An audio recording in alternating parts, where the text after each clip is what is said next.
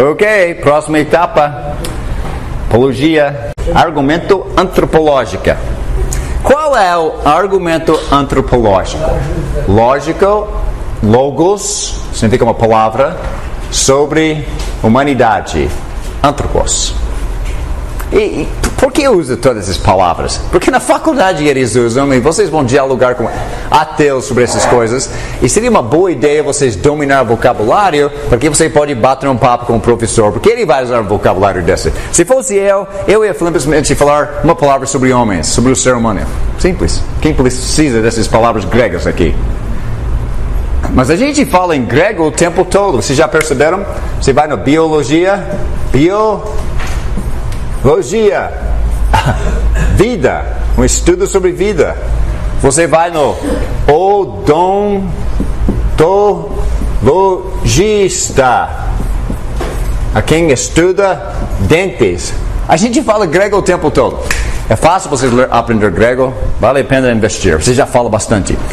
Mas o argumento antropológico, a capacidade moral em cada homem mostra que é lógico acreditar na existência de Deus e sua natureza divina. Pergunta: por que a humanidade sente culpa? De onde veio a ideia do certo e o errado? Alguém sabe quem é Carl Sagan? Carl Sagan é falecido agora, mas ele era outro grande ateu, evolucionista. Ele totalmente contra cristãos e a Bíblia. Arrogante nos anos 70, quando eu era jovem. Carl Sagan. Eu falei um pouquinho disso anteontem, mas eu estava na casa de um parente, casou com minha cunhada, e ele é ateu. E só de mencionar a igreja ele fica rindo. Ele ficou sabendo que eu sou da igreja de Cristo e ele disse: vocês são os piores. Ele falou isso bem na minha cara. Não atrás de minhas costas, na minha cara. A igreja de Cristo, esses são os piores de todos. Eu falei: bem-vindo à família, vamos almoçar. E eu passo uns 2 anos, eu estava sentado com ele um dia, eu falei, e tinha uma festa, e só nós dois, e é tudo família, e nós somos meus genros. Então nós estamos lá sozinhos, e eu falei: o que você acha sobre o universo em expansão? Como isso comprova a existência de Deus? Alguma coisa assim. Ele falou: não pensei nisso antes. Falei: talvez nós podemos conversar. Eu tenho que ir agora. Ele foi embora. Então, é um processo. Eu não sei, faz 6, 8 anos já. Mas no ano passado, ele me convidou para almoçar na casa dele pela primeira vez. Porque eu tenho levado presentes de Natal e ele não quer me dar o WhatsApp, nem o e-mail dele. Ele não quer nada. Eu não sei nem como falar com ele. Mas ele tem um respeito por mim. Eu chego no aeroporto e ele vem me buscar. E eu escrevo uma mensagem de gratidão: muito obrigado.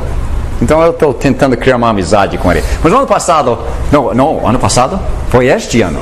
Eu fui este ano visitar ele, ele me convidou para almoço. E nós rimos junto, contamos uma tonelada de piadas, uma boa refeição e fez uma certa ponte de amizade que nós nunca tivemos antes. E eu já estive na casa dele uma vez quando ele não estava presente. E eu já li, tem um pôster na parede de Carl Sagan. Eu já conhecia o conteúdo. E depois do jantar, ele está meio assim, eu estou meio assim. Eu que vamos conversar agora, porque Alan só fala de Bíblia e mais nada aí. Eu não mencionei a Bíblia o dia todo. Tá só na dele, só. E eu pensei: está na hora de mexer com este cara. Eu fui pro pôster. Eu olhei no pôster na parede, eu li a coisa toda.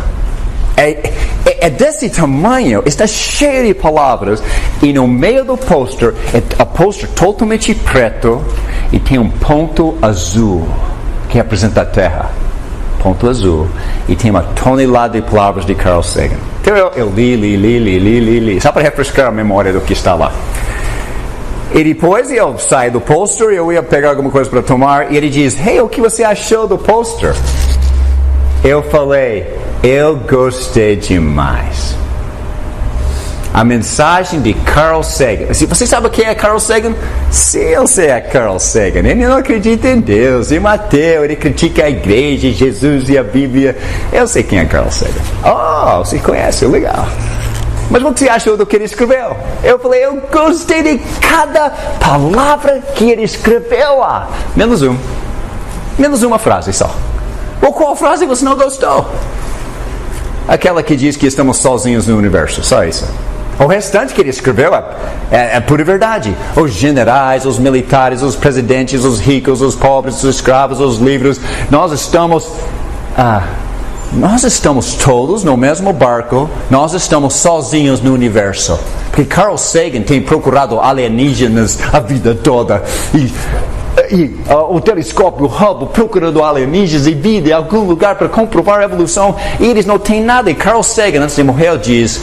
Todos nós, ricos, pobres, generais, na favela, nos presidentes, todo mundo, nós estamos todos no mesmo barco, sozinhos no universo. E eu falei, eu gostei de tudo que ele falou, ele tem razão, nós somos todos iguais. Menos uma frase, nós não estamos sós no universo. Então nós começamos uma conversa sobre esta apostila da minha cabeça.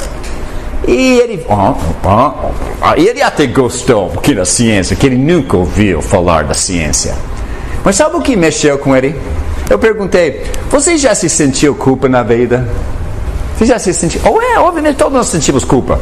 Eu falei, por quê? Se eu fiz alguma coisa errada, eu sinto culpa.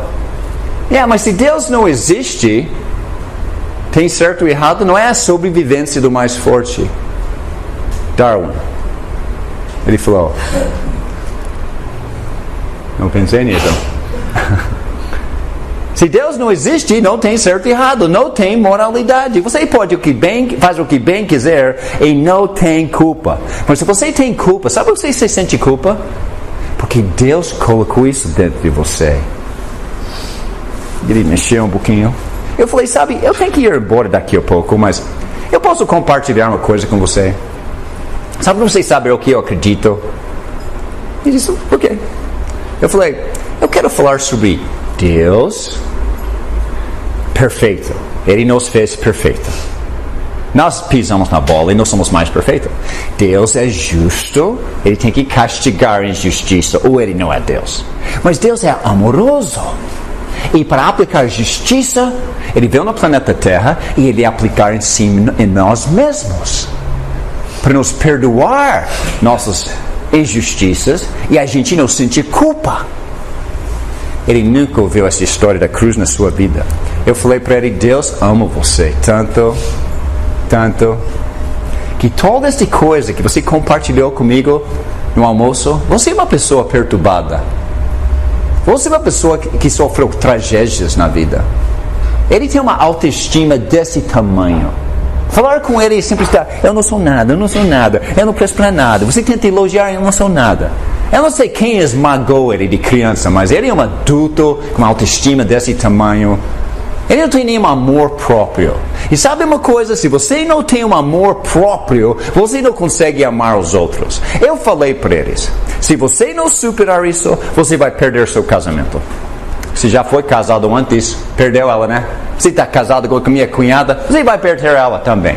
Porque Jesus ensinou, ame uns aos outros. Ama Deus e amar o seu próximo como você ama a si mesmo. E se você não consegue amar si mesmo, como você vai amar seu próximo?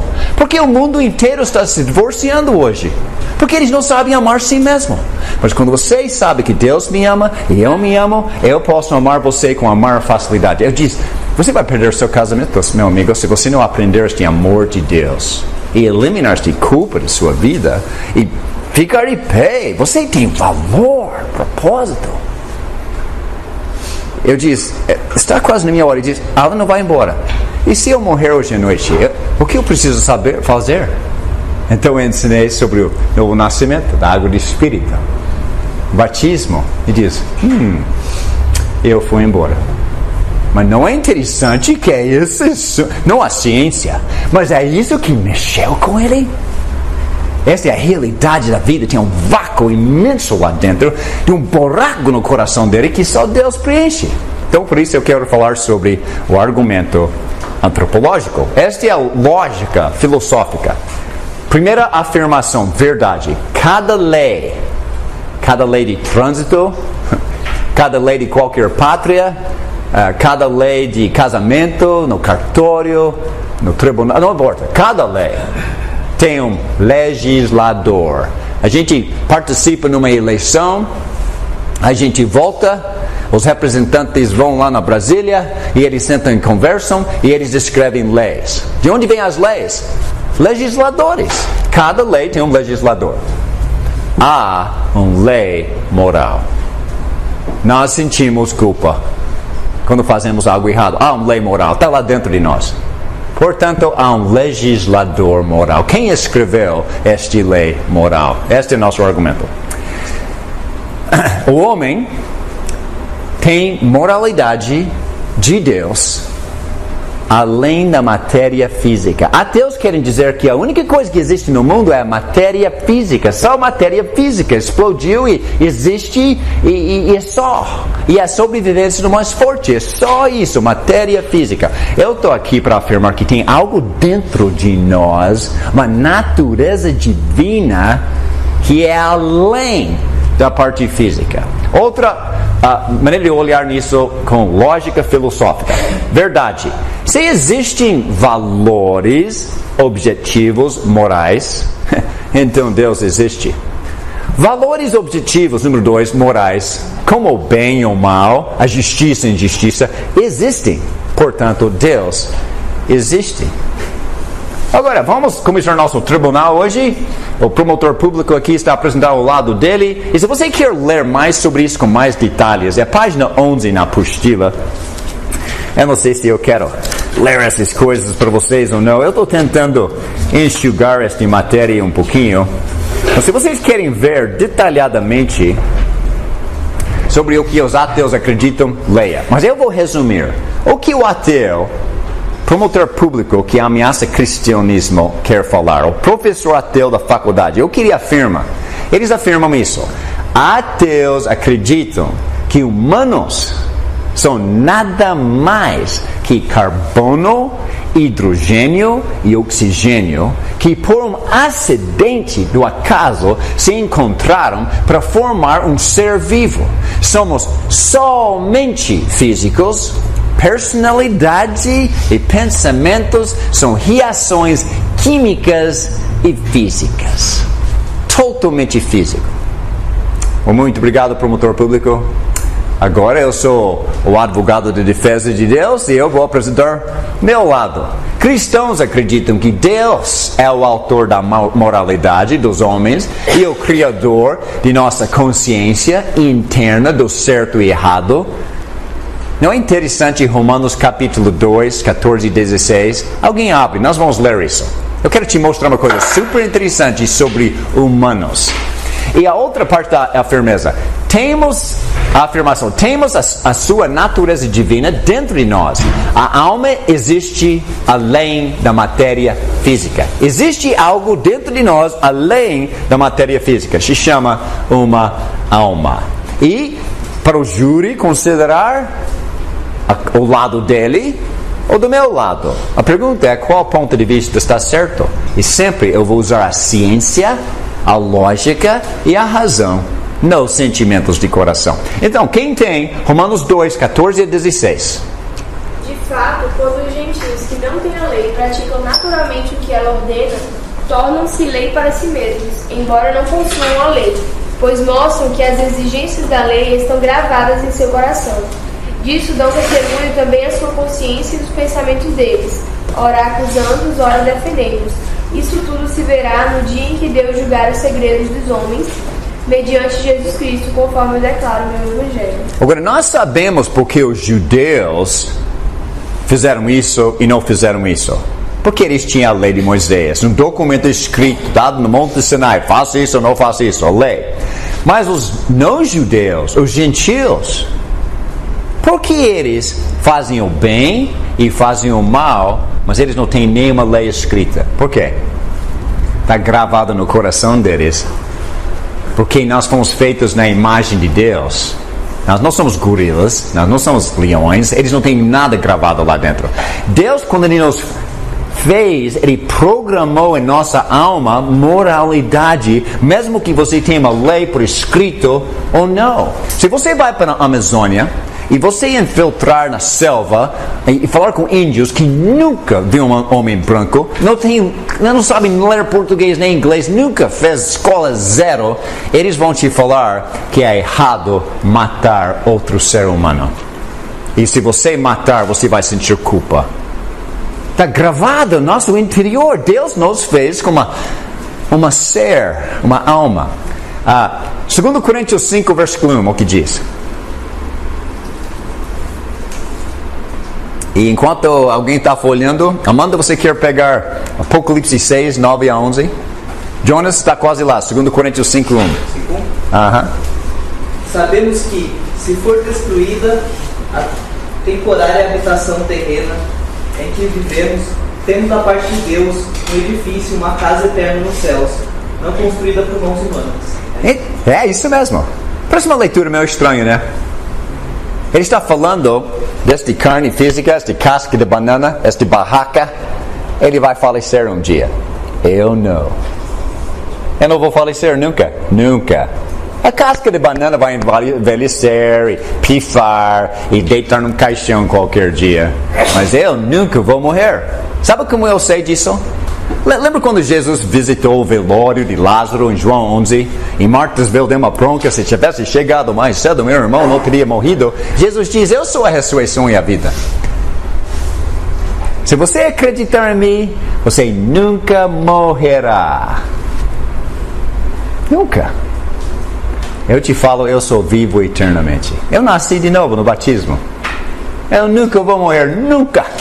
Ou a casca de banana, esta parte física vai pifar, mas eu vou ter uma outra barraca, um novo corpo. 2 Coríntios 5:1. Agora, vamos ver uma cena de pessoas que foram mortas na perseguição romana contra a igreja em pleno primeiro século, decapitados, corpo morto, queimado. E onde estão essas pessoas? Apocalipse 6, 9 a 11. Quando ele abriu o quinto selo, vi debaixo do altar as almas daqueles que haviam sido mortos por causa da palavra de Deus e do testemunho que deram. Eles clamavam em alta voz: até quando, ó soberano, santo e verdadeiro, esperarás para julgar os habitantes da terra e vingar nosso sangue? Então cada um deles recebeu uma veste branca, e foi-lhes dito que esperassem um pouco mais, até que se completasse o número dos seus conservos e irmãos que deveriam ser mortos com ele. Muito obrigado. Se você ler capítulos 4 e 5 de Apocalipse, é o palco de toda a história de Apocalipse. Deus está sentado no trono, estão abrindo os céus, mostrando o que vai acontecer em breve. Mas em cima do palco, você tem o trono de Deus, 24 tronos dos presbíteros, tem os querubins lá cantando Santo, Santo, Santo, tem milhões de anos adorando. Mas no palco, você tem o altar de sacrifício, o altar de incenso, o mar onde o sacerdote se lavava. Você tinha o candelabro representado pelo Espírito Santo. Como se fosse você entrou no tabernáculo do Velho Testamento com o Santíssimo Lugar. E tem o altar de sacrifício lá. Debaixo do altar tem as almas daquelas que foram mortos por causa da palavra de Deus. Eles perderam a casca física, mas eles estão vivos, estão falando com o Pai. Oh, soberano, quanto tempo vai deixar esta injustiça acontecer na terra? Quando o Senhor vai fazer alguma coisa? Ele diz, daqui a pouco. E ele fez. O livro de Apocalipse. Roma foi eliminada. E a perseguição parou. Bom estudo do Apocalipse. Mas o que eu queria deixar bem claro, um ser humano tem um corpo físico, mas ele tem uma natureza divina. Romanos 1:20.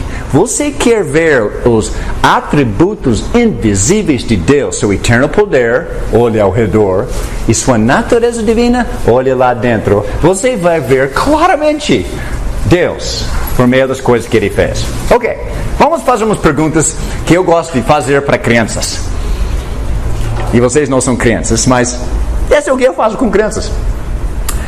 É certo ou errado matar um ser humano? É certo ou errado? Errado, de acordo com as circunstâncias. Como se chama aquela cadeira elétrica? Injeção letal.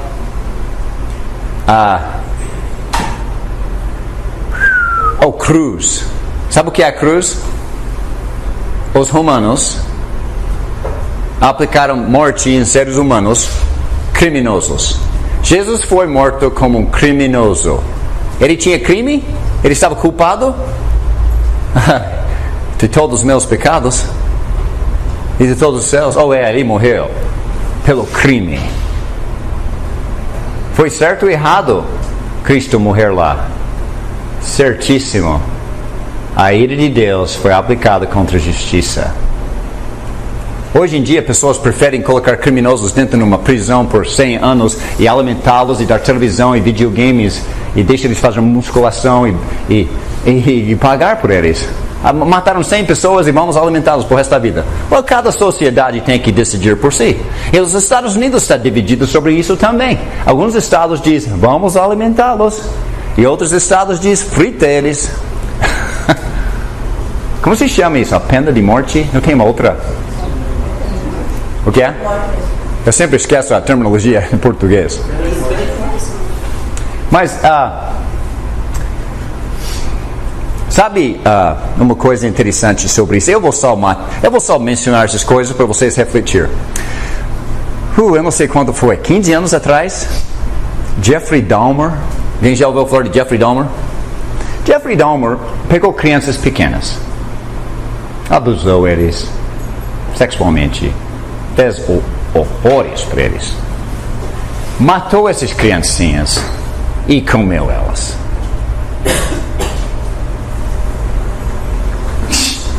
Está brincando comigo? Eles prenderam ele, juiz e júri condenaram ele. E eles decidiram naquele estado alimentá-lo na prisão por esta vida e dar uma televisão para ele assistir com ar-condicionado e assistência médica e dentária e musculação e divertir a vida. Se fosse num outro estado, ele estaria morto no próximo dia, em piscar de olhos. Mas tem um porém para refletir. Neste estado diz, não, nós vamos... Sabe o que aconteceu com Jeffrey Dahmer? Duas coisas chocantes. Número 1, uma irmã da igreja escreveu para ele. Uma irmã da igreja de Cristo escreveu para ele. Diz, você gostaria de eliminar a culpa do seu coração? E ele começou a fazer um curso de correspondência, tipo o que a Bíblia diz. Ele estudou. Ele escreveu de volta. Eu quero ser batizado pelo perdão dos meus pecados. E ele foi. Ele nasceu de novo. Algumas semanas depois, alguns dos outros prisioneiros ficaram sabendo do que ele fez para as crianças. E eles mataram ele. Isso é inaceitável na sociedade. Outros prisioneiros acabaram com a raça dele. Mas ele foi para o céu. Acredite se quiser. Jesus pode perdoar qualquer pecado? Ele morreu. É certo ou errado matar um ser humano? Depende das circunstâncias. Deus mandou Josué entrar em Jericó e matar todos, homem, mulher e criança. Todos. Por quê? Arqueólogos dizem que aquelas crianças estavam infectadas com algo tipo AIDS. Precisavam ser mortos para preservar a sociedade. Eles não tinham remédios e drogas, tudo que nós temos, mas eles tinham doenças ferozes por causa da sua imoralidade sexual. Deus mandou matar eles. Mas, em geral, aqui na praça, se eu sair daqui, eu vou ver alguém na esquina, eu gosto e mata, isso é errado, né? É errado matar. Que tal? É errado matar seus pais? É errado.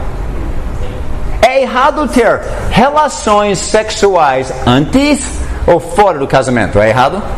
erradíssimo. Eu coloquei uma parênteses para vocês avaliar. Por que é errado ter relações sexuais antes do casamento? Eu sei que isso não é nossa aula, mas vocês são jovens e alguns são solteiros, então eu vou arriscar palpite e enfatizar Gálatas capítulo 5. É obra da carne. Prostituição, lascívia. E qual é o outro? Tem 3 lá. Impureza.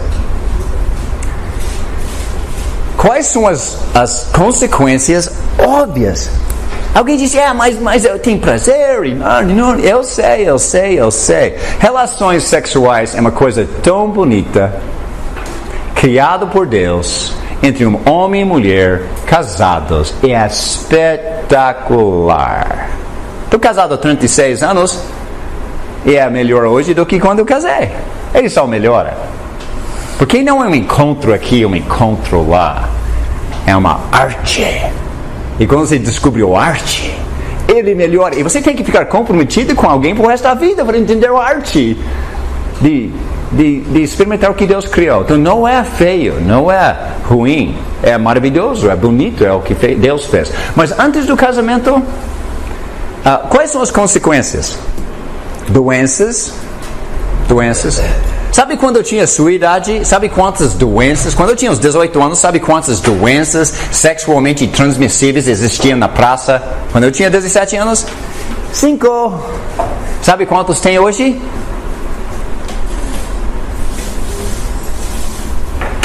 55. E a maioria incurável. Cuidado. Eu falei para o meu filho pequeno de 3 anos, não toque no forno, vai queimar seus dedos.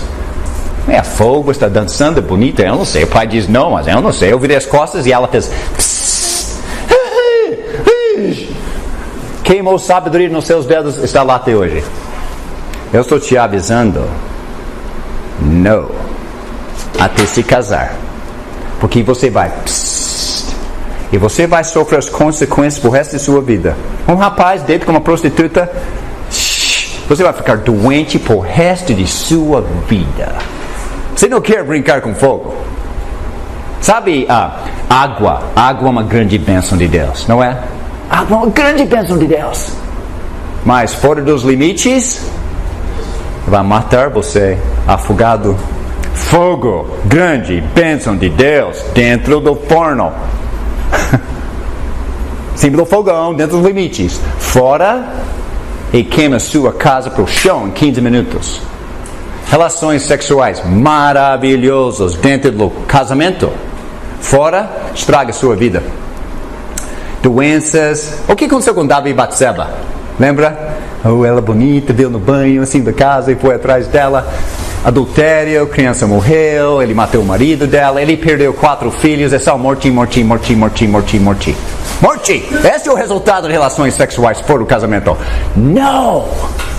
E sabe o que vai ajudar os rapazes a não procurar você tanto? Levanta o decote e abaixa a saia um pouquinho. Mas quando você faz isso para servir alguém, mostra tudo que você tem, o rapaz, você está mexendo com o rapaz agora. Mulheres não pensam assim, porque mulheres não são programadas na mente para relações sexuais o tempo todo. Homens só pensam nisso cada 30 segundos. A menos que você mantenha a sua cabeça cheia do Espírito Santo. Então, mulheres, abaixa a saia, levanta o decote e, por favor, não usa jeans colado em você, como se alguém pintou em vocês, colado e apertado, porque mostra tudo que você tem. E a mente de um homem, ele é estimulado pelo visual. Então, se veste com mais discreta, mais decência. E de onde eu estou tirando isso? 1 Timóteo, capítulo 2, mais ou menos versículo 9. Mulheres com decência, discreta. Coloque uma roupa. Olhe para minha esposa. Linda. A roupa dela não é apertada. Esta coisa de beleza física é entre o marido e a esposa em casa, não aqui na praça para todo mundo. Eu acho que muitos homens brasileiros, eles gostam de mostrar seu troféu. Homens, uma das nossas necessidades na vida Não é só relações sexuais, número 1 na lista. É para todos os homens. É uma função biológica que mulheres não entendem. Não estão nem na lista de necessidades dela, mas estão em nossa. Sabe qual é a necessidade número 2 de um homem? Ter uma companheira. E nós homens, nós gostamos de andar na praça, esta é minha. Olhe para ela. Tá vendo o decote dela baixo, as pernas bonitas, porque ela é minha, eu ganhei.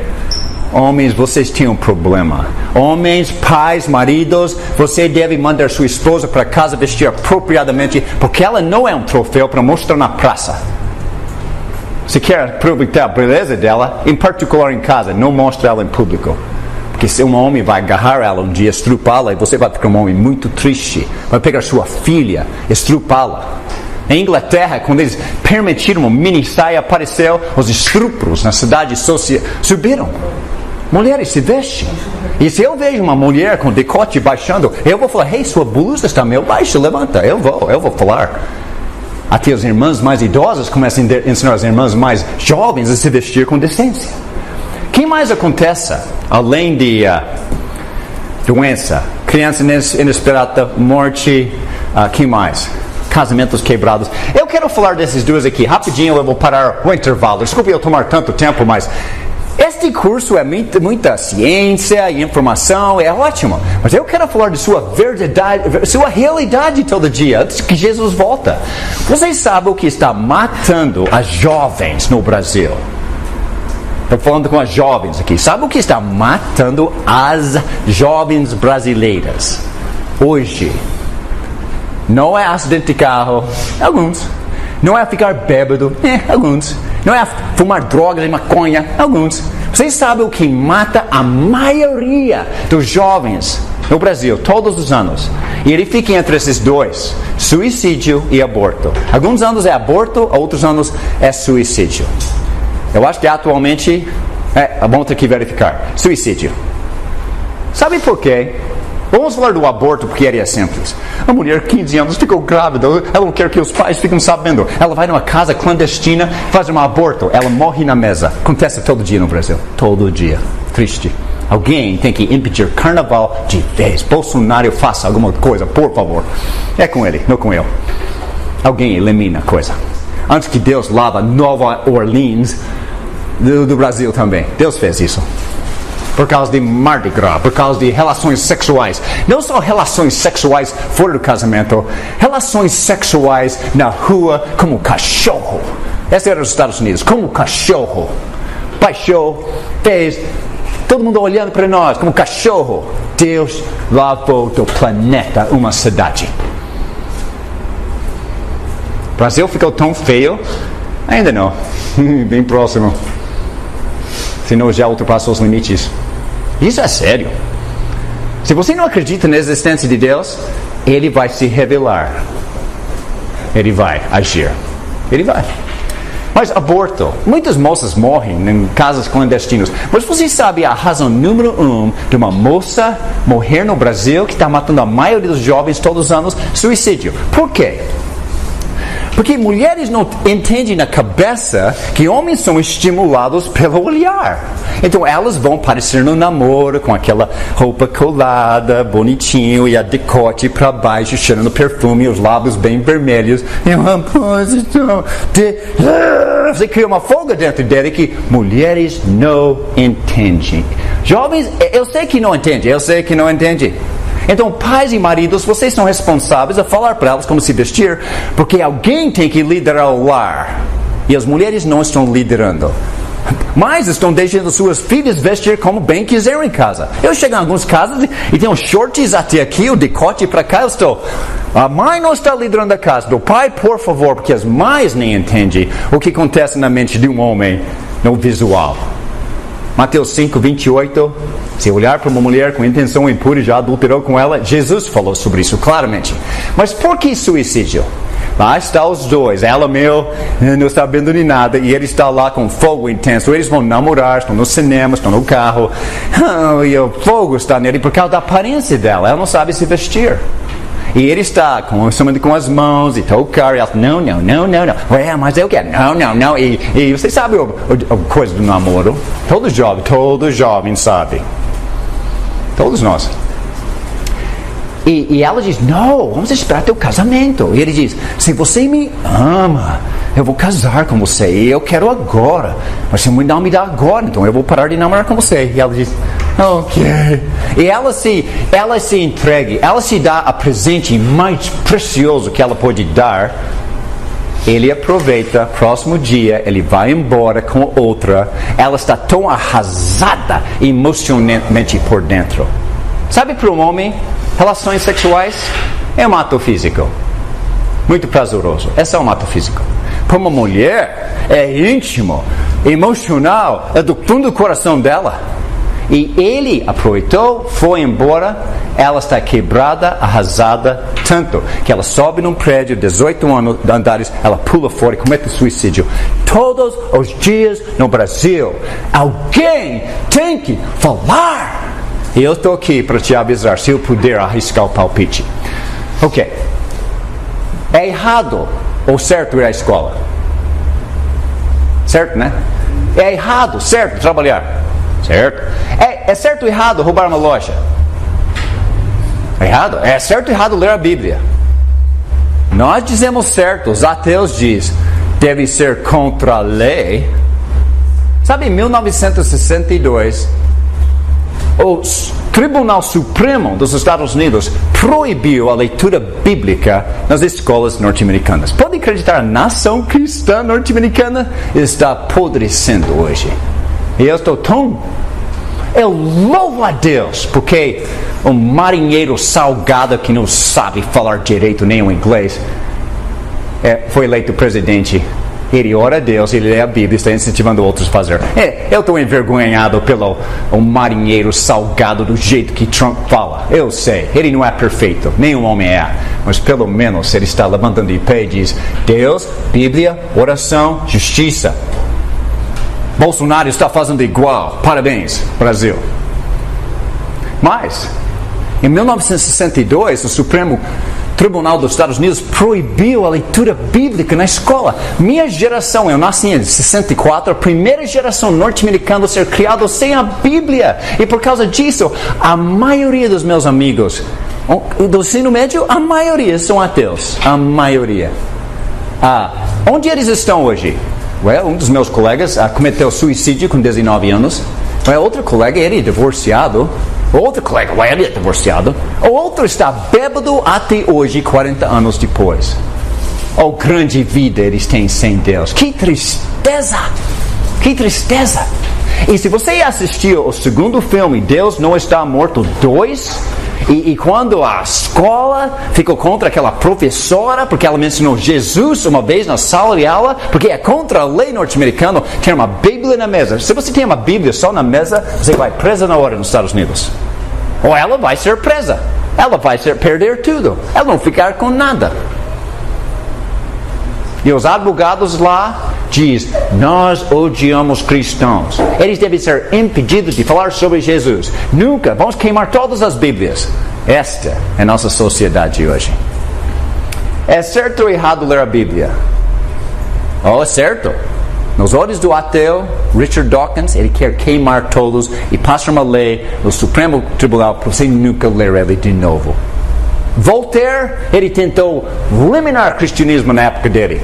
Eles estão publicando Bíblias na sua vida, na sua casa hoje.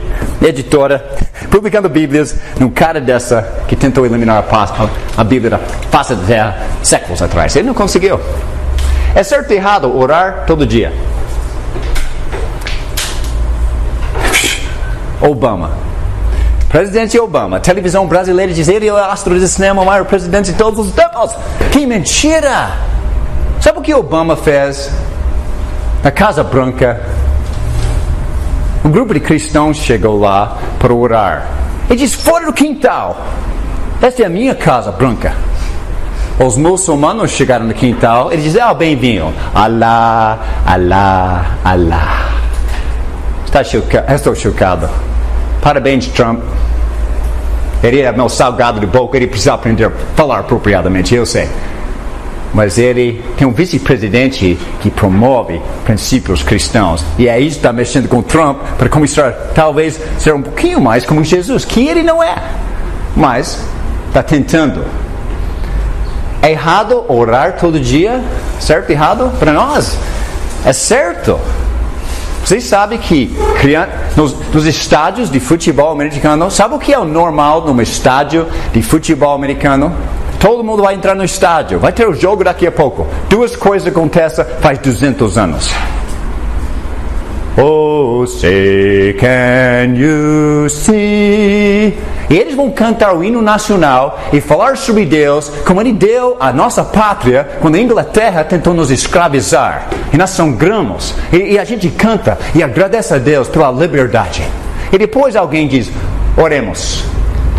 Deus Todo-Poderoso, em nome de Jesus, queremos te agradecer pela nossa liberdade e por esses jovens que vão jogar. Deus seja louvado, que todo mundo jogue com justiça e certo. Em nome de Jesus, amém. Esse é o normal, 200 anos dos Estados Unidos.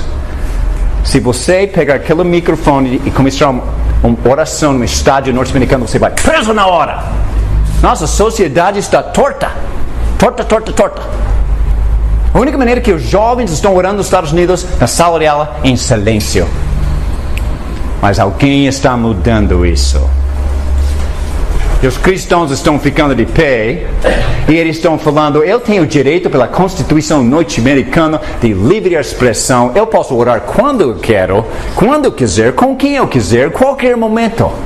E os advogados estão atacando, mas os cristãos estão se defendendo. Assista os créditos do filme Deus Não Está Morto 1 e 2 e você vai entender a guerra norte-americana que está acontecendo. Eu não vou recuar. É por isso que eu ensino este curso, de propósito. Eu tenho o direito de orar, ninguém pode me proibir. É certo ou errado adorar a Deus? Certo? Os ateus dizem que não. Nós temos problema. Agora, por quê? Por que algumas coisas são certas? Por que algumas coisas são erradas? De acordo com quem você fala. Ele diz isso, nós dizemos aquilo, mas todo mundo está afirmando certo e errado. Quem decidiu o que está certo e errado? Quem decide essas coisas? Pessoas. Por que pessoas pensam que algumas ações são certas e algumas ações são erradas? Ok, presta atenção comigo. Por que a maioria das pessoas acredita que é malvado e perverso um adulto torturar uma criança inocente para divertimento? Ateus concordam que isso é errado.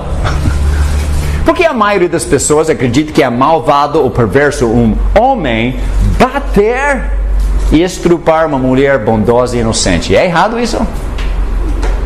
Vocês sabem uma coisa? Homens nunca... Acho que tem que levantar blusa um pouquinho. Homens nunca devem bater mulheres. Nunca.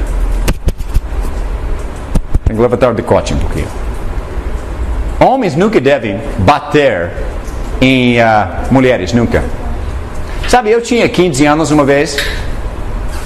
Eu tinha 15 anos no ano passado e minha irmãzinha, ela tem 18 meses mais jovem do que eu. E ela era uma fraquinha. Ela podia dar uma surra em mim. De 5 anos de idade até eu tinha 12 anos, minha irmãzinha podia dar uma surra em mim qualquer dia da semana. Ela não é uma fraquinha. Até eu era tão tímido, quieto e medroso no Jardim 3 de primeira série, ela era minha guarda-costas. Alguém mexeu comigo? Minha irmã liquidou eles. Que eu era um fraquinho. Mas, quando eu tinha 15 anos, minha irmã, eu estava cheia dela aquele dia, eu dei um tapa nela, bem no braço. Papai, o Alan bateu em mim. Sabe o que meu pai chegou? Meu pai chegou e fez, pum! Ele me bateu tão forte e disse, nunca bate numa mulher. Eu vejo esses jovens batendo na sua mãe, bate sua... Sabe, quando você está namorando um rapaz, ele bate na mãe, desrespeita a mãe, corre o mais longe. Não namora um rapaz dessa. Porque se ela maltrata a mãe, ele vai maltratar você. Cuidado com esses jovens que não tem. Mas eu bati no meu irmão. Oh, meu pai me colocou entre os olhos. Parabéns, pai. Porque a maioria das pessoas acredita que é malvado ou perverso pais ter filhos para o propósito único de abusá-los sexualmente todo dia de suas vidas. Ateus dizem que isso é malvado e errado. Promotor público está errado? Erradíssimo. O mesmo. Muito obrigado. Se o bem ou o mal existem, a lógica exige que exige um ponto de referência objetivo. Se estupro pode ser criticado como moralmente errado, deve existir um padrão objetivo fora da natureza, uma lei moral universal que sempre existia. Ateus diz que somos só matéria física. Matéria física, como pedras e lodo, não podem produzir moralidade. Há uma grande diferença entre homens e animais. O leão se sente culpa depois de rasgar a garganta do filhote do papai zebra. O papai zebra vai ligar para o policial e processar o leão e ele está triste porque seu filho morreu? Não, o papai zebra ele vai embora comendo. Ele nem pensa duas vezes sobre o filhote dele. Eles não têm uma natureza divina lá dentro. Eles não têm o que Deus colocou dentro de Adão quando ele criou. Agora, quando um homem mata um outro homem, a maioria dos homens, a maioria sente culpa. Sabe o que um juiz, membro da igreja em Oklahoma, estado de Oklahoma, falou para seu filho, e seu filho falou para mim? Ele diz: Alan, meu filho é juiz. Ele falou que eles prendem esses criminosos, colocam atrás das grades por 20 anos para reformar eles. Vamos dar ar-condicionado, televisão, musculação, leitura. Vamos fazer um aconselhamento com eles. Vamos castigá-los fora da sociedade para reformá-los. E nós vamos colocar de volta na rua e eles vão embora fazer o bem. E sabe o que esse juiz falou? Depois de tantos anos de experiência, nós não conseguimos reformar a maioria. Eles voltam às ruas, cometer exatamente os mesmos crimes e nós prendemos eles de novo. Sabe por quê? Eles não têm uma consciência. Eles não têm consciência. Por quê? Como assim eles não têm consciência? Todo mundo tem consciência. Eles têm um pouquinho. Mas quando eles eram pequeninhos, ninguém leu o livro de Provérbios para pegar uma vara e esquentar o traseiro dele, quando ele estava rebelde. E por eles nunca ser disciplinados de criança, eles não têm uma noção de certo e errado. Eles fazem o que bem quiser. Você já foi no shopping e tem aquela criança de 2 anos e está na hora de ir para casa, filho? Não. Está na hora de ir para casa? Não. Está na hora de ir para casa? Não. Está na hora de ir para casa, vamos lá. E ele chega no chão e fica lá batendo. E todo mundo, eu não sei o que fazer.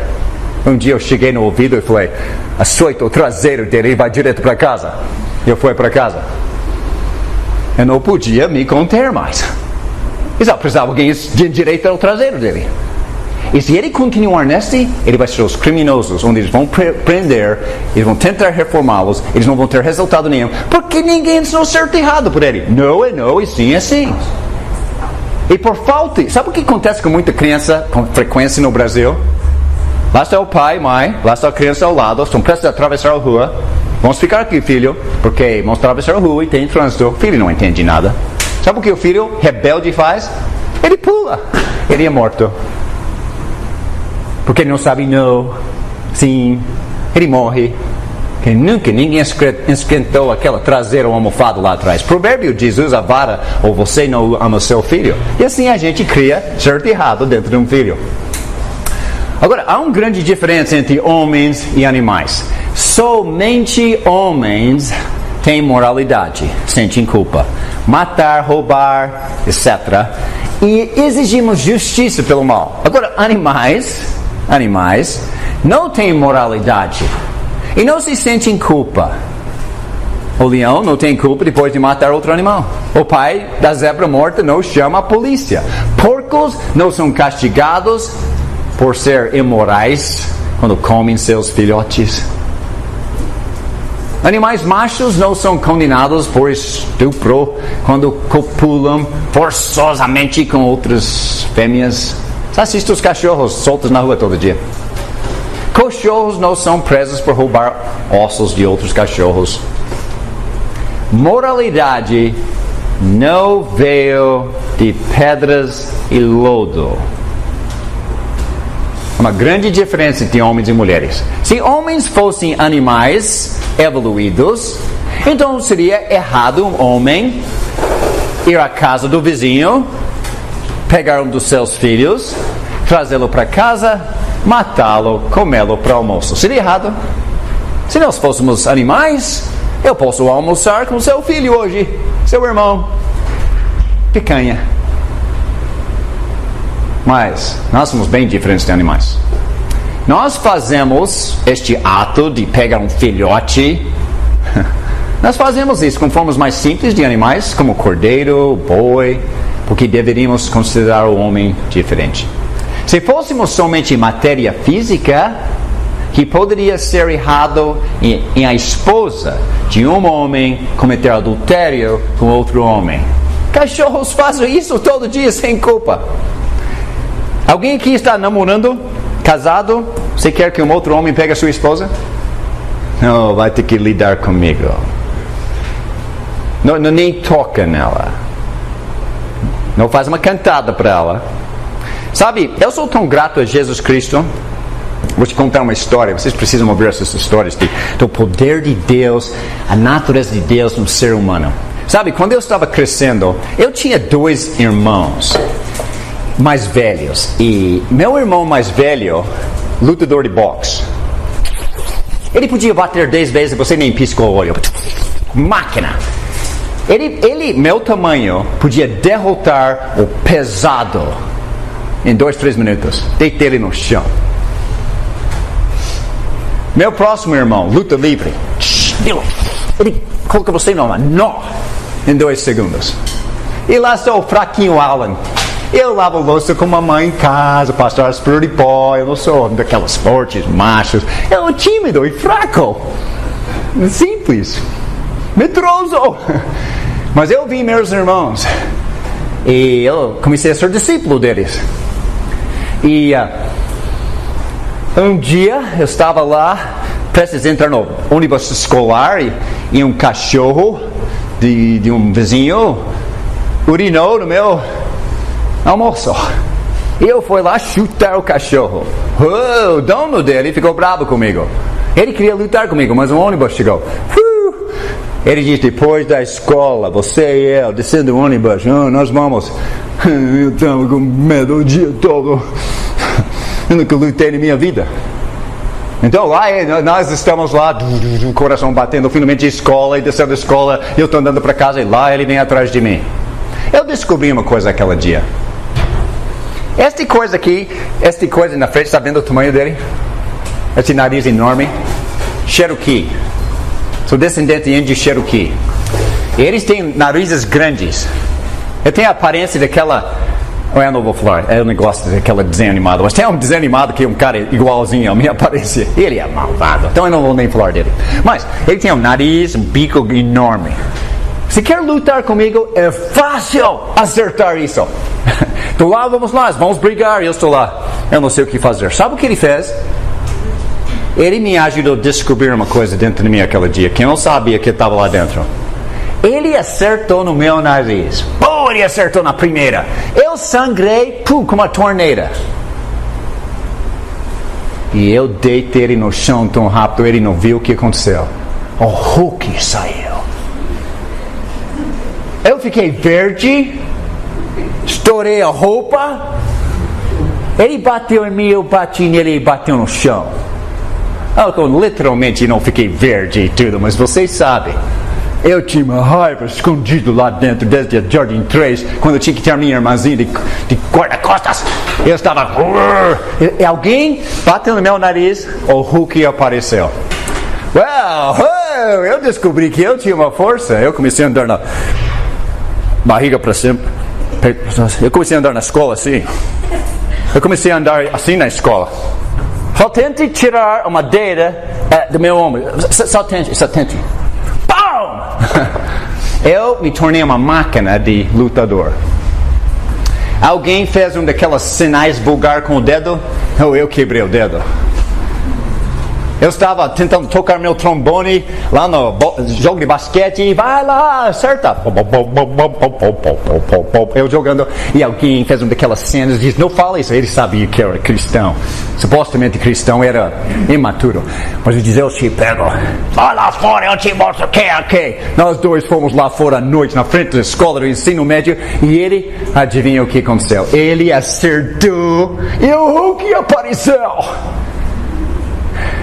Ele bateu em mim, eu bati nele e ele bateu no chão. Próximo dia ele apareceu na escola, ele tinha um olho desse tamanho. Quem fez isso para você? E o professor olhando para mim. Ele não falou nada porque o rapaz mereceu. Mas eu fiquei mais arrogante. Eu comecei a ter lutas. Vocês querem saber uma coisa? Eu não perdi uma luta na minha vida. Ou eles fizeram meu nariz sangrar. Mas eu nunca perdi uma luta. Eu fiquei tão arrogante. E eu tinha uns 16, 17, 18 anos. E eu tinha esta coisa malvada dentro de mim. Eu estou envergonhado de contar essas histórias. 17 anos, eu vou sair de casa. Eu vou treinar ser um evangelista. Eu vou ser Cristo da vida. E eu tinha essa coisa malvada dentro de mim. Eu comecei a orar. Deus, por favor, arranca isso de mim. Porque eu só ando procurando uma luta. Isso é malvado. Deus, eu não consigo me controlar. Alguém me bate no nariz. Hulk, me ajude com o seu Santo Espírito me mortificar. Eu quero largar isso. Como Jacó, implorando, agarrado em Deus. Me muda. Até Deus. E Jacó mandou para casa Israel, um outro homem. Cheguei no Brasil, marcando estudos bíblicos, evangelizando, batizando, a igreja crescendo. E eu começamos nosso primeiro grupo de casa em nossa casa. E um casal apareceu. Marquei um estudo bíblico com eles. Eu não sabia, mas eles estavam morando juntos. E nós estudando, e daqui a pouco eles querem se batizar.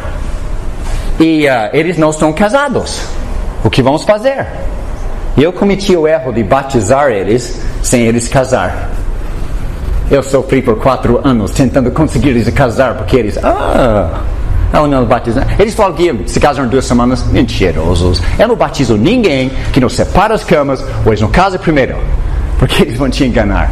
Não batize ninguém morando juntos, a menos que eles vão separar as camas, separar casas e casar no final do mês corretamente. Posso arriscar palpite? Mas eu era jovem, e o tempo todo que eu estava evangelizando eles, ela me pegava em particular. Ele tem problema com bebidas, ele é um alcoólatra, e ele me bate. Eu não estou vendo nada disso, eu não estou entendendo. Ele parece um cara legal, ele é motorista de ônibus, tipo entre São Paulo, Curitiba, um homem culto, e ele me enganou direitinho.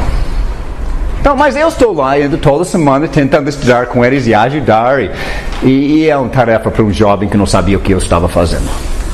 Mas, uma noite eu cheguei lá para o estudo bíblico, e dentro da sala deles tinha a filha pequena, tinha filha, 15 anos, tinha filho, tinha nora, tinha a mãe, e normalmente Ri vai comigo, mas ela está grávida até aqui, e ela diz, eu não posso ir hoje.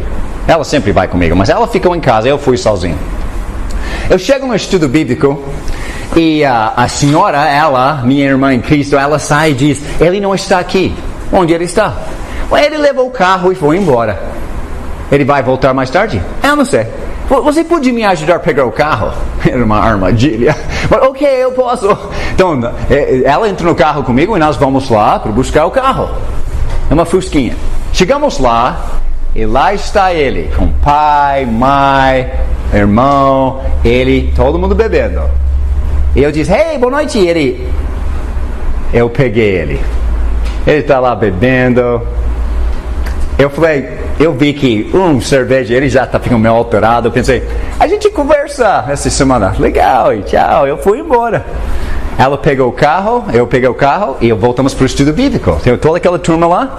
Vamos estudar a Bíblia. Nós entramos, sentamos E ela levantou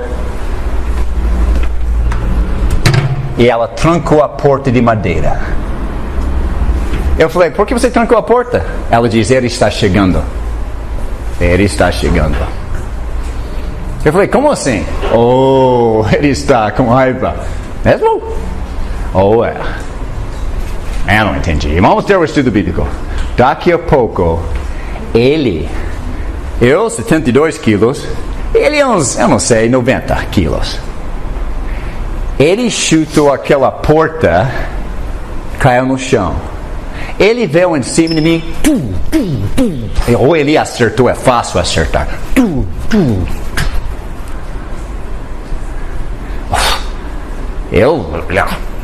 Eu tentei segurar as mãos. Ele soltou as mãos, pegou a mão. Alguém vai fazer alguma coisa? Eu estou sozinho. A sala limpou. Eu estou sozinho. Eu segurando. Eu era um saco de pancada. Alguém ligou para a polícia. Outra pessoa pegou um fio elétrico do chão e jogou para mim. Eu levei ele lá fora e ele tropeçou e ele começou a me chutar no peito com seu número 42.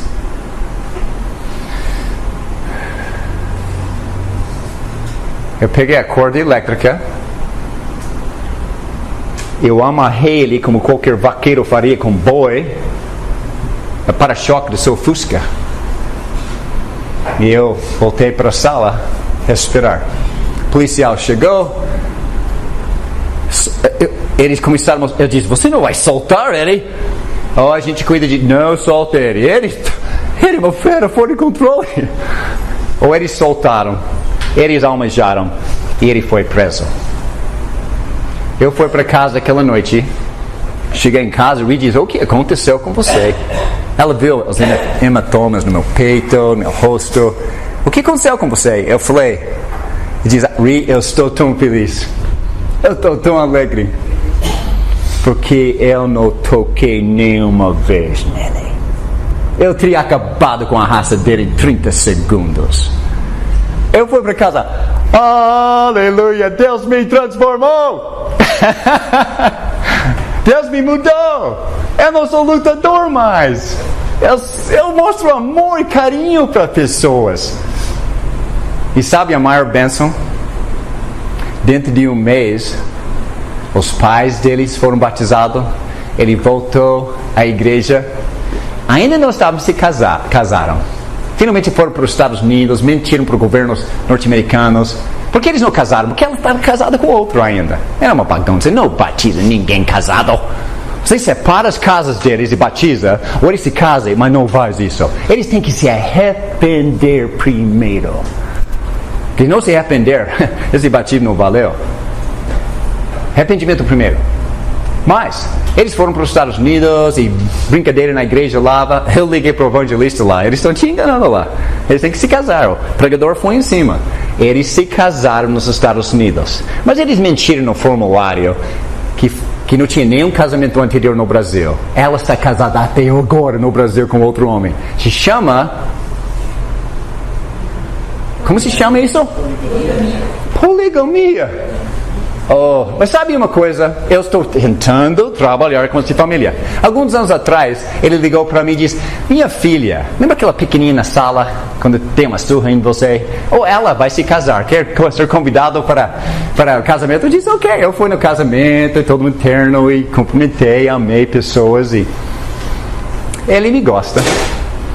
Um dia eu estava indo para Guarapuava, descendo o BR, eu não tenho visto eles em 10 anos. E paramos lá naquela Anilo para café, e lá está este casal. Oi, tudo bem? Como vai? Tudo bem? Eles estavam indo para Campo Mourão, então não tinha visto eles anos. Eu espero que nosso toque lá muda a vida deles para sempre. Mas eu contei toda a história isso para vocês, só para saber que lá dentro de nós tem algo diferente do que os animais. Nós temos algo de consciência. Nós temos uma natureza divina. E minha natureza estava torta. E eu estou grato que Deus me transformou. E eu tenho muito mais para aprender. Mas espero que serviu para você de alguma forma. Nós matamos animais. Nós comemos. E nós não temos culpa nenhuma. Se fôssemos somente em matéria física, que poderia ser errado em sua esposa de um homem, cometer adultério com outro homem? Cachorros fazem isso. Mas sabe uma coisa?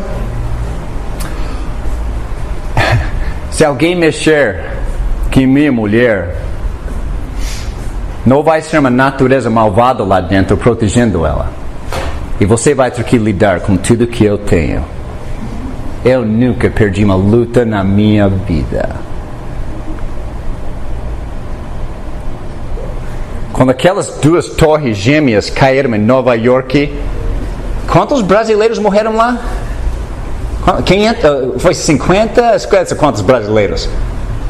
E os brasileiros, vamos vir para casa e fingir que nada aconteceu. Bush diz, você mexeu com minha casa, com minha família. Ele tomou uma atitude, defendeu a pátria.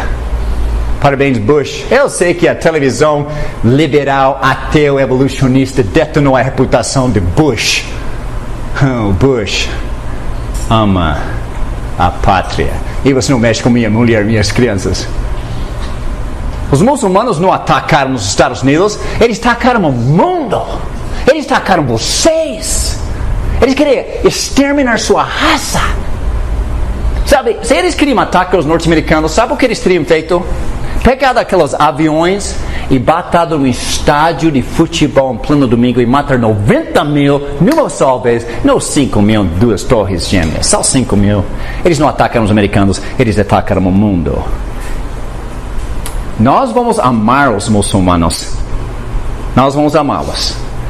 Mas se eles entram em casa com uma arma, atacam a minha esposa, eles vão receber tudo que eu tenho. Todo americano. Não todos. 99% andam com uma pistola no corpo o tempo todo. Alguém falou, eu vou para os Estados Unidos, é um rapaz brasileiro, eu vou mudar para os Estados Unidos e arrumar uma moça norte-americana e casar com ela. Você não entende nada sobre moças norte-americanas.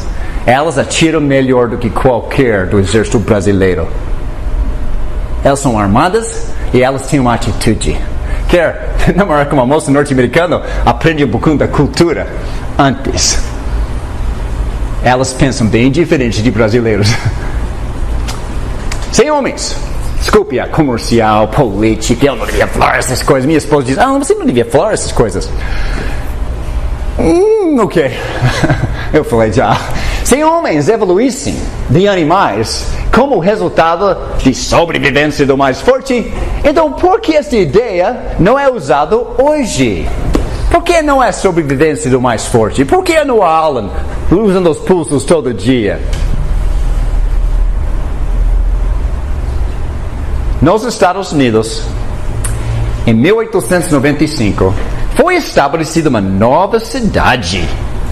A cidade se chama Liberal. Esquenta, já pensa sobre o nome. Liberal, no estado de Missouri. Foi estabelecida por um ateu, se chama George H. Walsh. Ele era advogado, ele comprou um terreno, e desde que ele é um advogado, conhece seus direitos, nenhuma igreja podia ser estabelecida lá. Ninguém podia falar de Deus nessa cidade, ou ele ia processar você, porque a lei daquela cidade diz nada de Deus. O que aconteceu?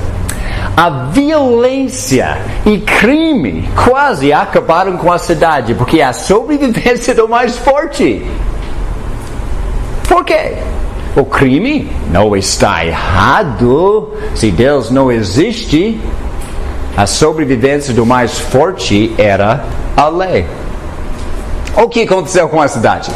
No ano 2010, a cidade ainda existe nos Estados Unidos. Tem população 759.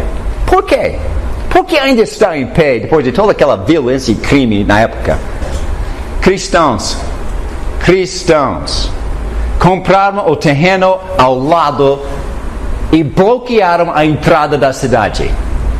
Alguém vai sair da cidade, ir para um outro lugar, tem que passar pela cidade onde os cristãos moram. os cristãos evangelizaram as pessoas entrando e saindo da cidade. Com o tempo, George Walsh foi convertido e no final da vida ele escreveu um livro chamado Vida e Ensinamento de Jesus. Hoje, tem 7 grupos religiosos na cidade de Liberal, Missouri. Foi a lei de Deus que preservou a cidade, não a sobrevivência do mais forte. Agora você sabe porque eu conto histórias sobre a realidade da vida e não só a ciência de uma apostila. Nós temos que viver neste mundo. Homens, tem algo dentro que não é matéria física. Os ateus dizem, é só matéria física. Eu digo, sim, matéria física, mas lá dentro tem algo que não é físico. Não, tudo é físico.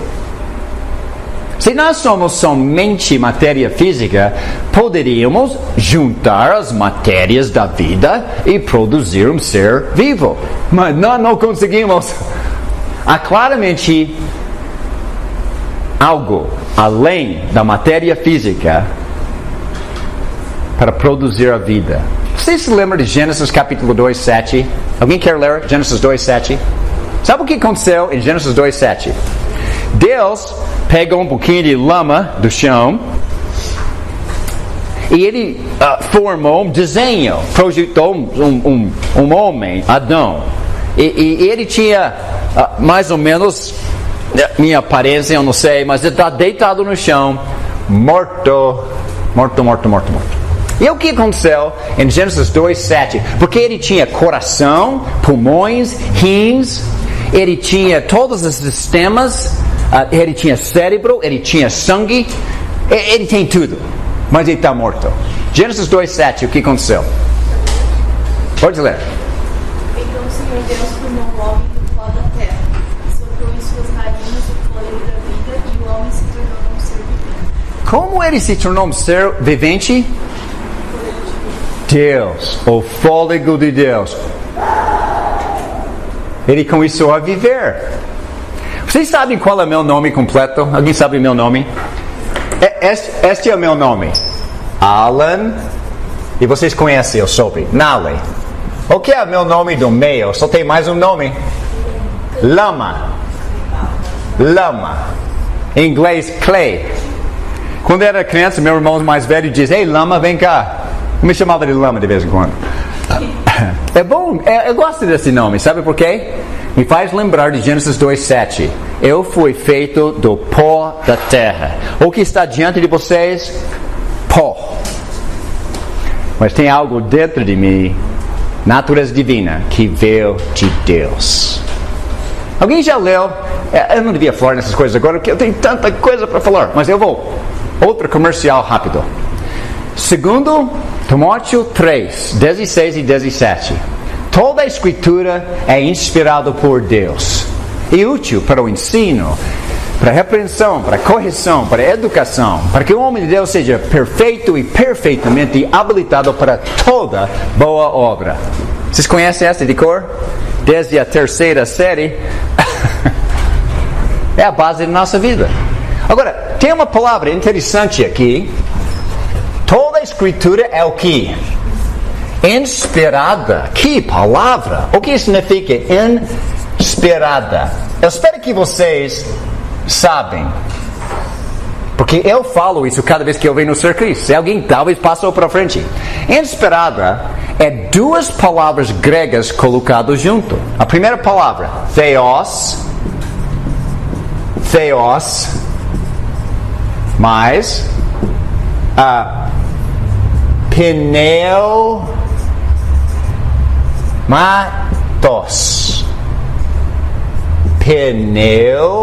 Já deu uma dica.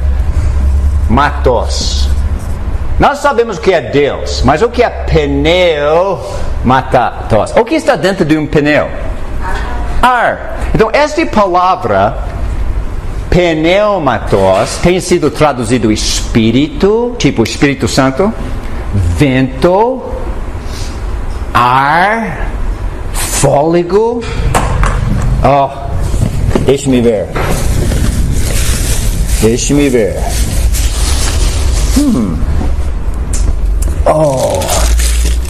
Minha caixa de brinquedos. Vocês querem ver inspiração? Esta é a vida sem Deus.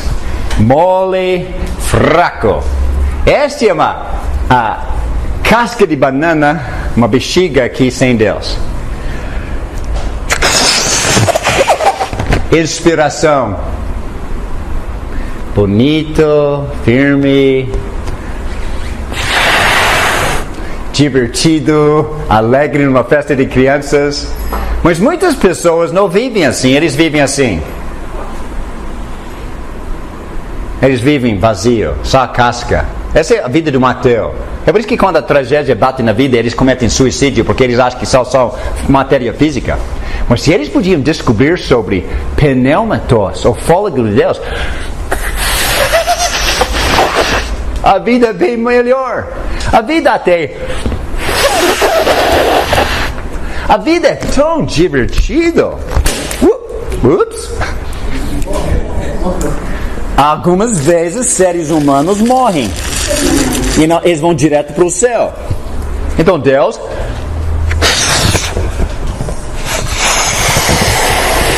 sopra na vida de outros. E sabe por que ele morreu? Porque ele fez o que eu fiz agora. Nós gostamos de festa. Mas sabe por que ele morreu? Porque ele queria fazer um nó e segurar aquilo dentro dele. Não faça um nó, nunca. Sabe por quê? Toda a escritura é inspirada. Toda a escritura é de Deus. Toda a escritura é o fôlego de Deus. E como nós devemos viver?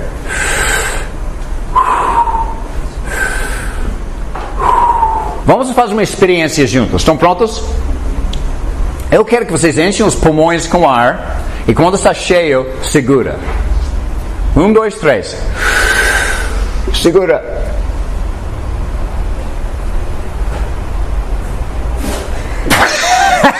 Quem soltou antes de mim?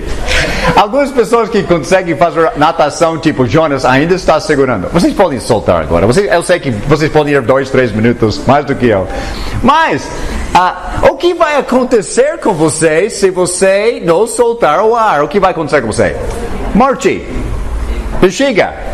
Nó. Morte. Morreu. Agora vamos fazer outra experiência. Vamos encher os pulmões com ar, mas esta vez, solta o ar até não tem mais nada dentro de você. Solta, ok? E depois segura. Pronto?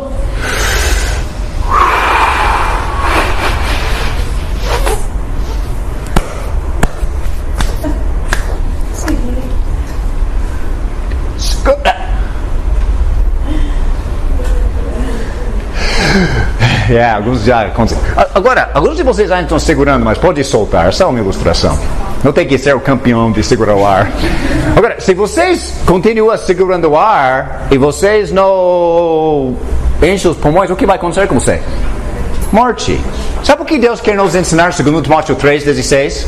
Toda a escritura de Deus é o fôlego de Deus. Vocês precisam disso dentro de vocês.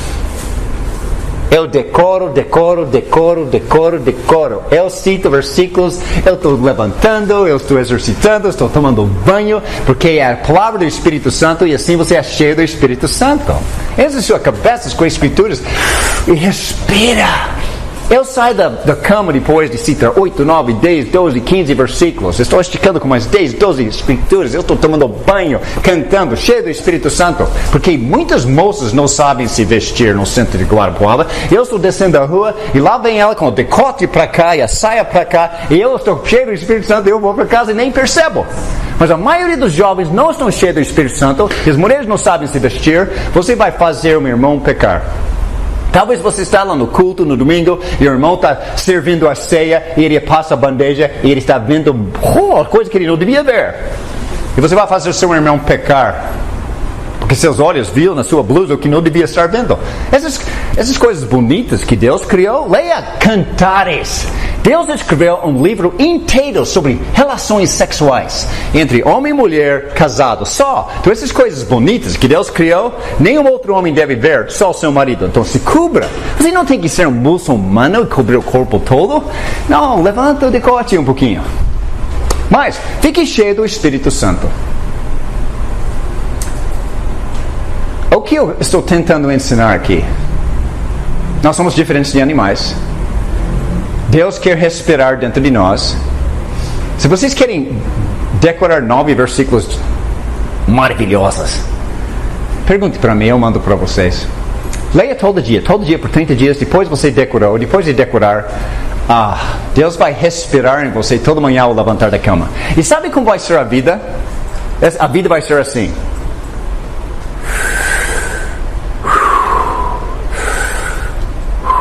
Como nadador. Você sabe fazer natação? Cada vez que eles levantam o braço, estão respirando. Embaixo da água, solta o ar. Solta. E eles estão respirando. É por isso que eles podem nadar, porque eles não estão segurando a respiração embaixo da água, estão respirando. E sabe como a vida vai ser? Palavra de Deus. Louvor para o seu nome. Palavra de Deus. Amor para vocês. Palavra de Deus. Soltar para evangelizar pessoas. Eu vivo todo dia. É maravilhoso. Eu vivo. Eu nunca vou morrer. Só a casca, a matéria física vai, mas eu nunca vou morrer. Deixe Deus respirar dentro de vocês. Evolucionistas, ou materialistas, ou nazistas, ou comunistas, ou socialistas, ou da União Soviética-istas, ou do darwinistas, eu não sei, a mesma palavra, não podem explicar porque o corpo está vivo e o outro morto. Ambos têm as mesmas químicas, porque um corpo é vivo no momento e morto no próximo. Qual combinação de matéria física produz vida? Nenhum cientista consegue produzir a vida. Você pode ter tudo, sangue, oxigênio, cérebro, tudo perfeito, está morto. O que está faltando? Fôlego de Deus. Eu estou te falando, você tem que deixar Ele respirar você todo dia. Sabe uma coisa meio estranha que eu fiz alguns anos atrás? Eu comecei a passar tempo com um jovem. Ele tinha uns 14, 15 anos, não tem pai. Tinha um pai, mas abandonou o lar, mora em outro estado, algum lugar. E ele não tem pai. A mãe vai na escola de dia, eu trabalho à noite, ou vice-versa. A mãe nunca está em casa. Este cara está largado na vida. E os viciados, traficantes de drogas, vão acabar com ele daqui a pouco. Então, eu comecei a jogar basquete com ele, convidei ele para casa, almoçar, brincar, jogos. Eu levei ele em retiro de jovens. Meus filhos são crescidos, então eu peguei ele ao meu lado e amar ele, ensinei o evangelho para ele, eu batizei ele, eu ensinei ele a pregar, eu ensinei ele para evangelizar outras pessoas, ele batizou o seu amigo da escola. Mas por que eu falo tudo isso a ele? Ele não sabe nada. Então eu disse, cara, você tem que aprender a ser um homem. Ok, vamos aprender a ser homem. Ele diz, eu quero trabalhar. Mas a lei brasileira não deixa ninguém trabalhar até 18 anos de idade. Você não pode nem varrer o chão numa obra de construção, porque a obra vai ser multada pela sociedade, porque jovens não são dignos de trabalhar até 18. Eu falei, sabe uma coisa? A lei brasileira não proíbe você de ser empresário. Eu posso ser empresário? Sim. Você pode trabalhar sem ser funcionário de ninguém, porque a lei proíbe isso. Como assim? Eu comprei todas as máquinas para cortar grama. Falamos com alguns vizinhos e a vizinha diz, esse rapaz, e vocês podem chegar a cortar grama. Então por 3 verões em Guarapuava nós cortamos grama. Ele abriu uma primeira conta bancária, ele aprendeu a ofertar, ele aprendeu a pagar luz e água em casa com a mãe, ele começou a comprar sua própria roupa. Eu disse para este jovem, se um dia você precisa de alguma coisa, você fala para mim, eu vou te ensinar como conseguir. Um dia ele veio para mim e diz, Alan, eu preciso de uma coisa. Diz, o que você precisa? Ele diz, eu preciso de aparelho para meus dentes. Porque ele tinha os 2 dentes da frente, estavam aqui ao lado, e um torto preto assim. Ele sorria, Ele tinha um sorriso detonado. Eu falei, você precisa de aparelho, né? Você sabe isso custa caro? Oh, eu não sei. Você disse que eu podia pedir? Você pode. Como você vai ganhar dinheiro? Você já está trabalhando cortando grama, indo para a escola, tirando boas notas. Como você vai ganhar grana? Eu falei, ok, eu consigo pagar R$120 por mês. Faz um aparelho para você. Mas você vai ter que ganhar isso, eu não vou te dar. Você tem que trabalhar. Ele diz, o que eu posso fazer? Já está cortando grama, já está indo na escola. Eu disse, que tal isso? Por cada versículo bíblico que você decora, porque eu quero o fôlego de Deus dentro da vida dele. Por cada versículo bíblico que você decora, eu vou pagar R$10. 12 versículos por mês, vezes 2 anos e meio. Ele é uma Bíblia ambulante. Devia ouvir ele pregar hoje. Ele não precisa de anotações, ele não precisa de uma Bíblia. Ele está cheio da palavra de Deus. Ele vai ser um missionário, uma equipe missionária em Belém, começando em janeiro. Fazendo proposta aqui já. Ele é uma Bíblia ambulante. Ele é meu filho na fé. Que Deus abençoe a Taiwan. Moralidade mostra que Deus existe. Porque quando você coloca o fôlego de Deus lá dentro, você vai sentir bem ou você vai sentir culpa? E você coloca a palavra de Deus dentro de um ser humano, muda eles. A Taiwan é um grande pregador hoje, grande evangelista. Por quê? Ele deixa Deus respirar dele. E sabe o que ele faz comigo? Hey Alan, quantos versículos você decorou esta semana? Ele cobra de mim. Então eu tento ficar na frente dele. Eu decorei uns 4 recentemente e eu vou cobrar dele. Quantos você decorou esta semana? Mas, pensa sobre... Eu quero terminar com algumas ideias rapidinho. Moralidade mostra que Deus existe. Ele existe. E que os ateus têm uma filosofia que se contradiz. Deixe-me mostrar a contradição do promotor público. Ateus têm que, número 1, rejeitar a verdade que valores objetivos morais vieram de Deus e, ilogicamente, aceitar a ideia sem defesa que valores objetivos morais vieram de pedras e répteis. De onde veio a moralidade? Deus ou jacaré? Presta atenção nessa. Deixa eu mostrar a contradição deles. Número 2. Ateus têm que rejeitar que valores objetivos morais existem e aceitar a ideia repulsiva e insana que estupro, assassinato, roubo, abuso de crianças nunca pode ser condenada como objetivamente errado. E Richard Dawkins ontem diz que eu sou insano, estúpido, porque eu não acredito em evolução. Quem é insano, ignorante e estúpido? O que Salmos 14 falou? O tolo diz que não há Deus. Se ateísmo fosse verdade, indivíduos nunca poderiam ser logicamente castigados por ações imorais, desde que não existiria uma lei moral. Se Deus não existisse, então não existiria um ponto de referência objetivo, um padrão objetivo, nem uma lei fora da matéria física para dizer que algumas coisas são certas e outras são erradas. Lógica exige que o bem e o mal só podem existir se existe um ponto de referência fora da natureza e matéria física. A única razão de ter uma lei moral objetiva para humanos é ter um Deus que providenciou esta lei. O argumento antropológico: o homem é a única matéria física com consciência. O homem é totalmente diferente do resto da matéria física. A Bíblia torna isso claro em Gênesis, porque somente o homem foi criado à imagem de Deus. Gênesis 1:26. Nada mais no universo físico é interessado Presta atenção. Nada mais no universo físico é interessado no seu passado, história. Seu propósito, por que eu estou aqui? Seu futuro, para onde eu vou?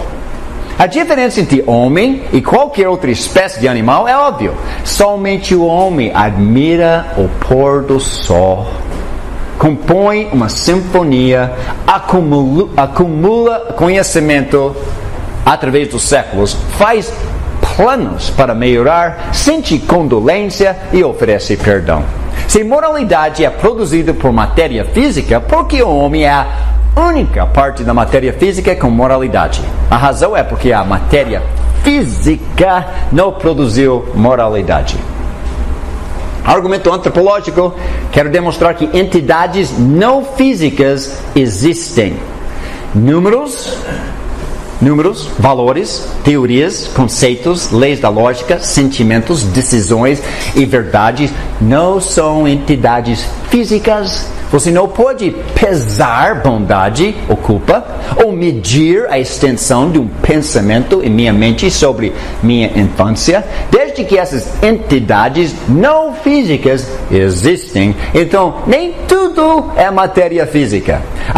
Presta atenção nisso. A cada 7 anos, nossas células do corpo são quase totalmente tem que mudar esta palavra, substituídos. Eu estou falando quase substituídos todas as células do nosso corpo cada 7 anos. Meus dentes ainda estão aqui, mas o restante. Mas minha identidade pessoal permanece a mesma. A razão é porque em acréscimo aos nossos corpos nós temos uma alma, um centro moral, a qual permanece constante durante nossas mudanças físicas. Está dentro de nossos corpos, mas diferentes deles. Portanto, a matéria física não produz moralidade. A matéria física não vivente, tipo uma pedra, não é racional e não tem consciência. Se o homem fosse o resultado da modificação de combinações fisioquímicas, então ele não poderia confiar no seu próprio pensamento. A matéria física é não consciente, irracional, não inteligente, ilógica, irresponsável, amoral e mudo. Não fala. Como a matéria física produziria seres com consciência, inteligência, racionalidade, pensamentos lógicos e moralidade, quando ela não possui nenhuma dessas propriedades? Como você poderia ser responsável por suas decisões e ações se você fosse somente o resultado de causas materiais irresponsáveis? A matéria física não vivente, tipo uma pedra, não é racional e não tem consciência. Como nós sabemos? Se nós fôssemos produtos do irracional, então nós não seríamos desenhados a ser racionais. Mas nós sabemos que nós realmente pensamos, raciocinamos e temos consciência. Estes efeitos somente poderiam ter sido produzidos por uma causa divina, um Criador consciente, racional e inteligente. Não apenas isso, mas em vez de sermos uma máquina determinada, nós temos vontade própria, habilidade de escolher e decidir. Estes comandos não físicos apontam para um comandante não físico, um criador de valores e ética. Se é verdade que o universo físico precisa de uma causa, ou mesmo é verdade para essas entidades não físicas. O universo físico é uma prova externa e a consciência é uma prova interna da existência de Deus. Nós sabemos que os homens se encontram sob uma lei moral a qual eles não fizeram e não podem esquecer ainda mesmo quando tentam, e a qual eles sabem que deveriam obedecer. É esta lei moral não física em nosso interior, que é universal e não criamos, que nos acusa em nossos erros e nos defende quando nós fazemos o que é correto, que nos convence que Deus realmente existe. Por que nós sentimos culpados quando erramos? Esse sentimento aponta a alguém que nos faz sentir desta maneira. Entidades físicas que não possuem consciência não se sentem assim. Os ateus não possuem explicação para esses sentimentos, mas a explicação bíblica faz sentido para a situação do homem. Não somente explica por que nós nos sentimos culpados, mas também nos oferece um remédio para remover a culpa através de Jesus Cristo. Aquelas que não acreditam em Deus e no perdão, vivem frustradamente enquanto carregam a sua culpa. Immanuel Kant, 1724 e morreu em 1804, filósofo alemão e por um certo tempo ateu, afirmou que este argumento antropológico o forçou a aceitar a existência de Deus.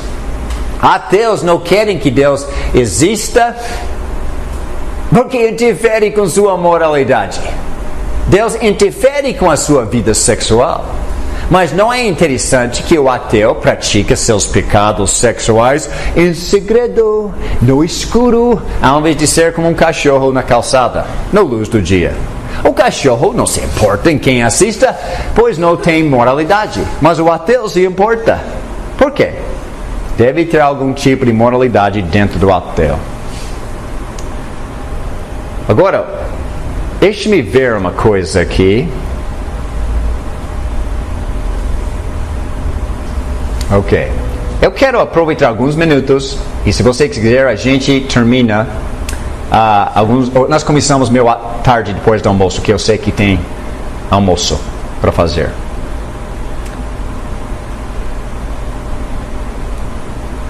Ok. Vamos trabalhar mais alguns minutos e a gente vai parar e a gente pode chegar a 14:10 se quiser. Argumento antropológico, uma outra perspectiva. Inteligência exige um criador de inteligência. Argumento de lógica. Número 1. Qualquer coisa que tem inteligência deve ter sido causada por algo inteligente. Você tem um efeito de inteligência, você tem que ter uma causa de inteligência. Número 2. Organismos como animais e humanos têm inteligência. Portanto, animais e humanos devem ter sido criados por um ser inteligente. Vamos falar deste argumento antropológico sobre inteligência. Inteligência é definida como a habilidade de adquirir e aplicar conhecimento.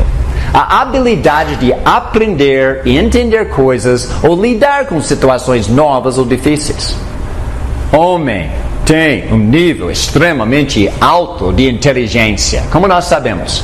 Ele construiu espaçonaves que ele guia 380 mil quilômetros até a Lua, enquanto ambos a Terra e a Lua estão em movimento. Ele construiu corações artificiais que podem estender a vida dos doentes. Ele continua construindo computadores que podem processar bilhões de pedaços de informação num segundo. Ele pode escrever poesia, calcular onde Marte estará daqui a 50 anos, construir pianos e videogames. Uau! Mesmo que há uma grande diferença entre homens e animais, animais também têm uma medida pequena de inteligência. Animais têm inteligência. Cachorros aprendem a sentar, ficar, rolar, fingir mortos. Golfinhos aprendem a saltar por aros sob comando. De acordo com a teoria de evolução dos ateus, bilhões de anos atrás, nada. Presta atenção. De acordo com o promotor público, a teoria de evolução dos ateus diz: bilhões de anos atrás, nada. Causa uma bola pequena, invisível, explodir. Então, bilhões de anos depois desta Big Bang, esta grande explosão, galáxias começaram a se formar de partículas sem vida, sem mente, sem inteligência, que estavam flutuando no espaço em nuvens de pó. Centenas de milhões de anos depois, animais e humanos inteligentes evoluíram. Uau, como eles têm fé nesta fantasia de Branca de Neve. Agora, de acordo com os cientistas, o que os cientistas têm observado na natureza, inteligência exige inteligência prévia. A razão que humanos têm inteligência no século 21 é porque nossos antepassados eram inteligentes. A razão que animais têm alguma medida de inteligência é porque criaturas inteligentes vieram antes deles. Pó não se organiza ao ponto de ter a capacidade de adquirir e aplicar conhecimento. Água não pensa. Lama sem mente. Que evolucionistas dizem que produziu vida inteligente na Terra. É somente uma conta de fadas de acordo com a ciência. Como as primeiras criaturas inteligentes vieram habitar no universo? Boa pergunta. Como as primeiras criaturas inteligentes vieram a habitar no universo? Da mesma forma que a primeira vida exige uma vida sobrenatural. Também os primeiros seres na Terra exigem um Criador inteligente que é autoexistente. E vamos terminar com alguns pensamentos. Provas da existência de Deus. A matéria física começou, comprovado. A matéria física teve uma causa comprovada.